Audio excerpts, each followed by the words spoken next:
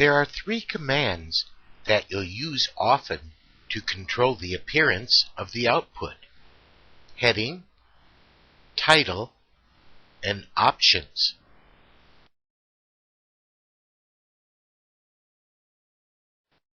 We type heading, space, and then the phrase that we want to appear at the top of every page of output.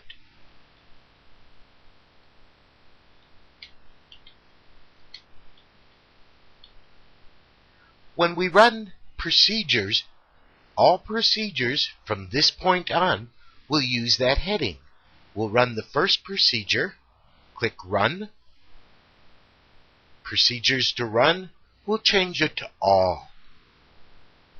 And we have 3 procedures, so it's going to run procedures 1 to 3. Click OK. There's the first one. Notice that the heading now at the top of the page is what I typed. Click Next Task. And Next Task again. And finally, either Next Task or Quit, because we only have 3 procedures.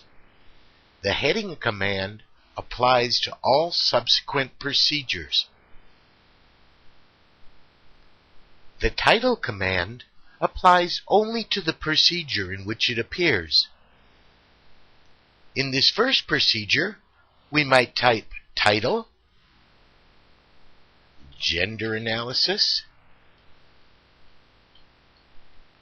In the second procedure, we might type title, age analysis. And in the third procedure, we might type title, price analysis. Now when we run all 3 procedures again, click the Run button. Procedures to run is 1 through 3. Click OK, and notice there's the title. Next task. There's the next title. And next task. There's the last title. There's also a very special way to specify the title command. If we change the title to open parenthesis, pound, close parentheses, it says to substitute the variable label and make that the title for the output. We'll do that for all 3 procedures by copying and pasting the title.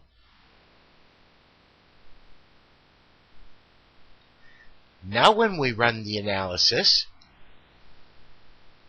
the variable label has become the title.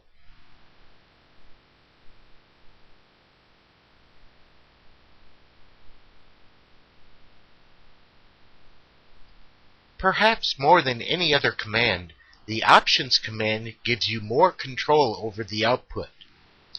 Each procedure has its own options.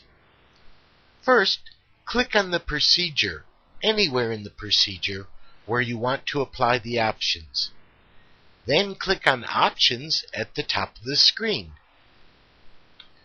Let's say we wanted cumulative percents to be part of the printout for gender. We first click on cumulative percents. They're alphabetical in the options window. And down at the bottom of the window, it tells what that option stands for. We'll change the CP option from N to Y and click OK. Notice that it puts the options command in the procedure file. Now when we run that procedure,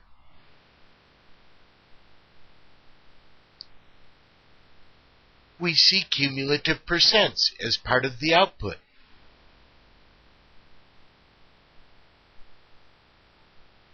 Each type of analysis has its own set of options.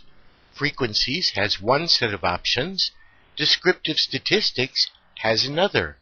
For example, in the third procedure, if we click first in the third procedure, then click on Options, we see the options for descriptive statistics.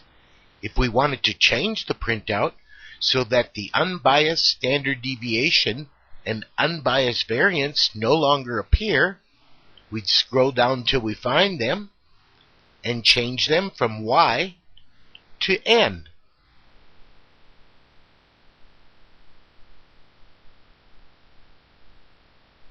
Notice it puts an options line in the third procedure. Blank lines are ignored, so we don't need to be concerned about it. We'll run the third procedure and click OK. And notice that the unbiased variance and standard deviation no longer appear on the printout.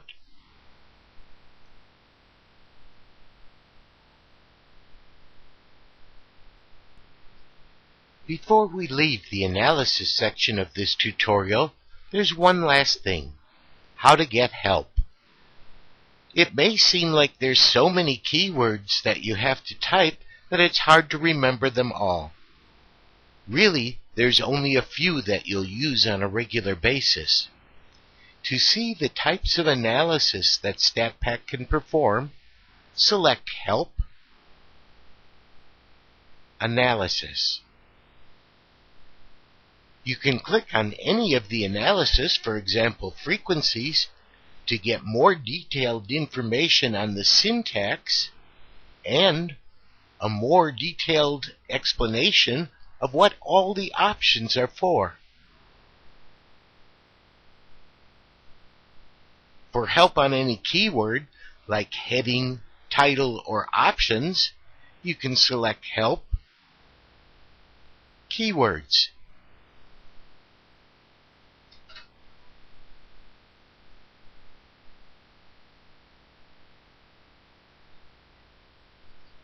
To exit the analysis module, select File, Exit. You don't need to worry, because the next time you click the analysis button, the same procedure file will load. StatPac has automatically saved the procedure file anytime you run a procedure. You can also exit the procedure file editor by clicking on the X in the top right corner of the screen. StatPac's main screen will appear.